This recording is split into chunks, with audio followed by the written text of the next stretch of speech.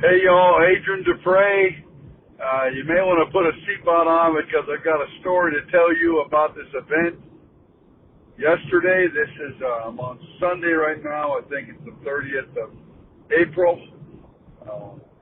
Yesterday, I was driving up to the Outer Banks, about a 6-hour drive to the Outer Banks to preach to a men's conference and then speak to the church on Sunday morning. And on the way, I got about an hour into the drive, and I heard something under my car go whack, and then da-da-da-da-da-da, and then I saw a big piece of rubber on the street. Then I pulled over the side of the road on the highway, and looked under my car, looked at all my tires, and didn't see anything wrong. So I got back on the road thinking maybe I just ran over a piece of rubber.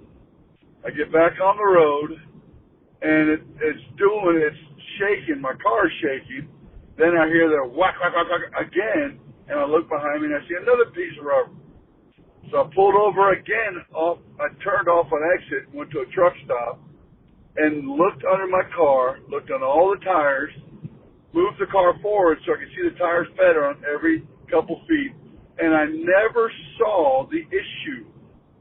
The issue was I had probably a 12-inch chunk out of my tire that was always on the other side from me, and I could never see it. I don't know what happened. I never saw it. I drove 6 more hours. I drove to a tire place. Of course, I'm going to be late for the event now. I drove to a tire place to get a tire on. I thought it was my back right tire. It looked like it was okay, but it had a couple bulges in it. It looked like a tire had been coming apart, so maybe I don't know what I was thinking. I have no idea what I was thinking. They replaced the back right tire. There was a line, and it was about 2.5 hours long to get the tires done on Saturday at this place because it's the only place open in town. And I walked up to the lady and said, "Ma'am, this is going to sound weird, but I've got an emergency. I've got to go speak at a men's conference."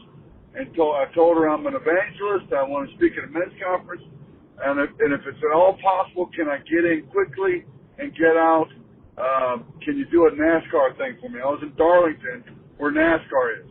So I asked her if she could do a NASCAR thing for me. She said, "Well, let me see what I can do." So she got my car in there. They replaced the tire that I told them to replace. Ends up being the wrong tire. But the guy comes out, and I took a 20 out of my wallet and handed him a 20 as a little side tip. He said, "Oh, thank you so much. Praise the Lord." The guy ends up talking to me, and I lead him to Christ. He prays and weeps. He said he's been thinking about it all day long. He just didn't know how to take care. He didn't know how to get saved. And so I taught him how to give his life to Christ, and he prayed to receive Christ. I get back on the road, but my car is shimmying the whole way. 6 more hours of driving because I went slow. And I get to the location, and I'm about an hour and 15 minutes late. The conference waits for me. I get there, I preach, revival breaks out.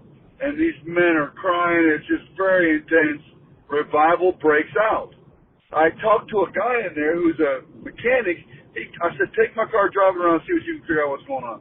He takes my car, comes back to me, and says, "How in the world did you get here?" And he shows me a picture of how my tire is like in shreds on the back door to my car. I don't know how I missed it. I looked at that tire 50 times.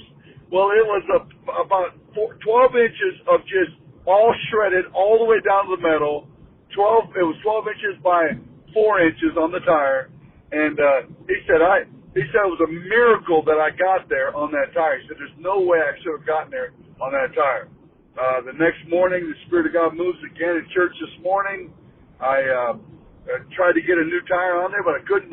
Even my spare had metal showing through it.